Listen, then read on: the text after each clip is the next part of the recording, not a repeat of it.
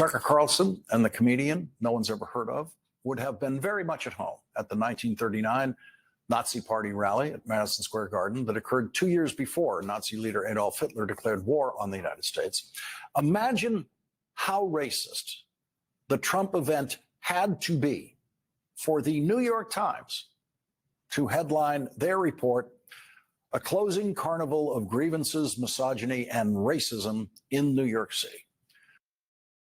Wow. Hi, everyone. My name is Christopher Balkaran. I'm the host of the Open Minds live show right here on YouTube, and I'm trying to interject a level of political moderation in our hyper-polarized world. If you're liking my content, definitely hit that like button, subscribe, share, tell all your friends. Folks, has anyone heard of Lawrence O'Donnell? A prominent MSNBC news anchor, has been featured before. His take on Donald Trump has really shocked me. While many people on The View and others have been wondering what the heck went wrong, what happened in the election, what happened, why did so many people vote for Trump? You look at the rhetoric on the right and what Trump is saying, but then you have to look at the rhetoric on the left. This rhetoric that Tucker Carlson and Tony Hinchcliffe and Donald Trump are more at home at a Nazi rally is mind-boggling that major news networks can actually show clips of the Nazi rally in the 1930s in the United States and compare them to the Republican Party in 2024. And you know, folks, this is exactly why I think so many moderates, and I'm not talking about Trump supporters, moderates are losing favor of mainstream media. They're seeing that this is absurd. It is one thing to call someone, you don't agree with them, whatever. But it's very different to say you're a Nazi. And I'll tell you why.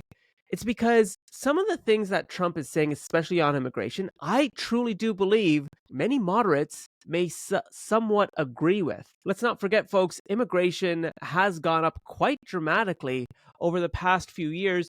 And that's not to say that it's a bad thing. I mean, I'm a first-generation immigrant. Of course, my parents benefited from immigration policies here in Canada. But when immigration goes up by large numbers over a short period of time, that gets otherwise moderate people a bit worried about the level of immigrants that are coming in. And again, this is not to say that Republicans are anti-immigrant or moderates are anti-immigrant.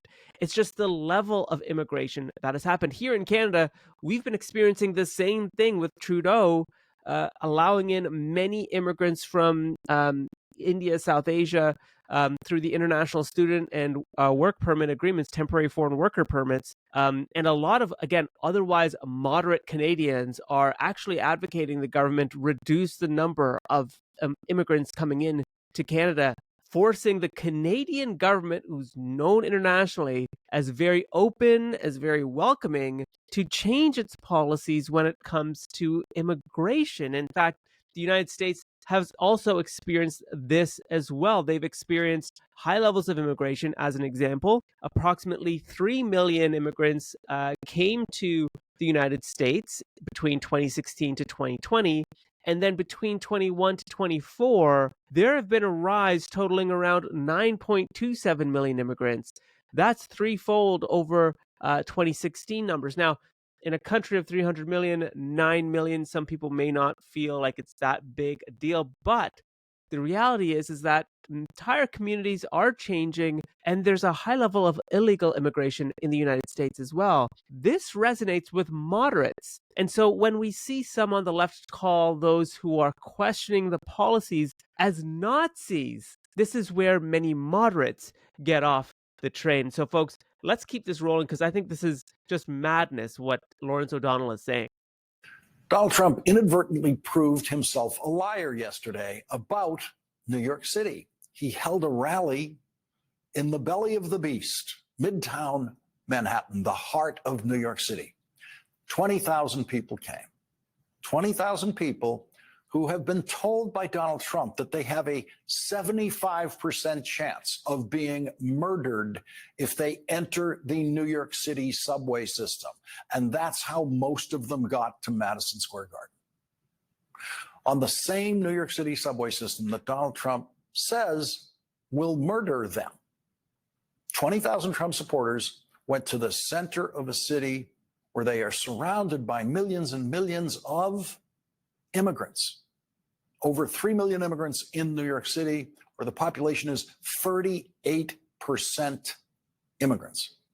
So, something I will say about Lawrence's analysis here, I think he's trying to make an interesting argument about the number of immigrants in the United States, the number of immigrants in New York, and holding a rally in New York and advocating for stronger borders and stronger border measures seem by some as an oxymoron. But one thing that Lawrence misses is that I would argue even immigrants want stronger borders. Even immigrants don't want illegal border crossings to the level that it is today. And the reason why is because they also value the morals and the principles that hold the United States together. In fact, I would argue that many Democrats don't want to know this, but perhaps there are so many immigrants that actually want illegal immigration to be done away with stronger borders, but that goes against the narrative that by the fact that you're an immigrant, you would 100% support more liberalized understandings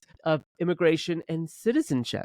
And I don't believe that to be the case. I actually do think that more immigrants are actually in favor of stronger borders and more border control and immigration regulation. And I think it's because they went through the process of getting to the United States through the legal means. And if there is higher levels of illegal immigration with a path to citizenship, I truly believe many would feel, well, what was the point of me coming here through the legal means, showing the money, showing the paperwork, going through the entire process legally when there's this backdoor entry into the United States? And that's the conversation, I think, that many Democrats, many liberals just don't want to have. One conversation, I think, in fact, that is absolutely necessary. But, the thing about Lawrence O'Donnell's analysis, it gets more and more inflammatory. We'll just fast forward a bit. I just want to share this with you. I couldn't believe it. Again, this is from just 2 weeks before the election, I believe, or 1 week before the election. It was just another day in New York. You can come here to New York City and publicly insult the millions of people living here, or clap for someone spewing racist hysteria about millions of people who live here, and nothing will happen to you. Nothing. No one has to protect you, because New Yorkers have seen it all and heard it all, and because New York City and the United States of America are not the places Donald Trump says they are. They are very different places. Really, Lawrence, they are very, very different places. Well, I just want to share with you briefly what the election results were in New York State. In 2020, Joe Biden, of course, was the Democrat candidate, ran against Donald Trump in New York State, got 5.2 million votes compared to Donald Trump's 3.2 million. The percentage of 61% for Joe Biden versus 38% for Donald Trump, a quite wide margin. New York voted 19% more Democratic than the national average. This was the first time since 1992 that Orange, Oswego, Washington, Madison, and Warren counties voted for the losing presidential candidate, as well as the first since 1976 that a Democrat won without Cayuga Court. So basically, more and more New Yorkers voted Democrat in 2020, which is pretty wild when you think about it, because, again, Donald Trump being from New York, you would imagine that he'd have a stronger pull over that state. Well, get this. This is this is 2024. So check out 2024. This is with Kamala running. Kamala got 4.3 million votes compared to Donald Trump's 3.4 million. So while Trump stayed around the same, although one might argue what happened to the other votes, Kamala got nearly 1 million votes less. The margin being less, like 12%-ish? 12% compared to, I think it was over 20-ish% from Trump to Biden to Trump. And so to me, yes, the Democrats did win, But look at that sea of red. And we're talking not only just marginal support in the darker reds, that's where Trump was winning 70 to 80%. And so it's pretty wild. I mean, of course, New York City probably voted for Kamala Harris, but the state itself is not nearly as Democrat as one might think. And so the question remains for Democrats everywhere is, how could it be that in these otherwise Democratic strongholds, Trump's message resonated? If we believe everything Lawrence O'Donnell is saying, and if we believe the New York Times, that this mass racism, misogyny, hysteria for racism and misogyny is running the country, this is where I think many liberals and Democrats absolutely falter. They don't actually have an honest answer why their party is losing favor with so many people who would otherwise vote Democrat. And I think personally, it's because Donald Trump, interestingly enough, in many of his policy ideas or his speeches, yes, he definitely does say things that are off-putting to many, but he intersperses policy ideas that are that resonate with moderates like border control, LGBTQ in classrooms. There are policies that Trump puts forward that otherwise moderate individuals who, in my opinion, determine the elections resonate with.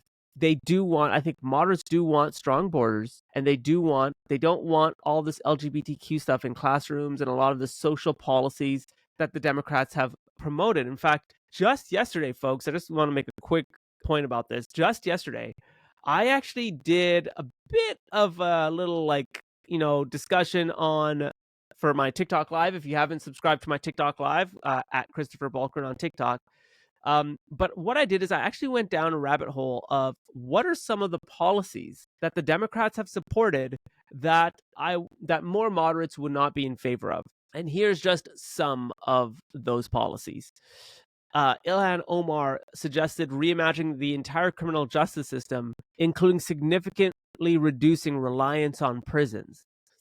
AOC and Jamal Bowman support broad immigration reform, criticizing ICE as a brutal institution and calling for its abolition, along with decriminalizing of border crossings.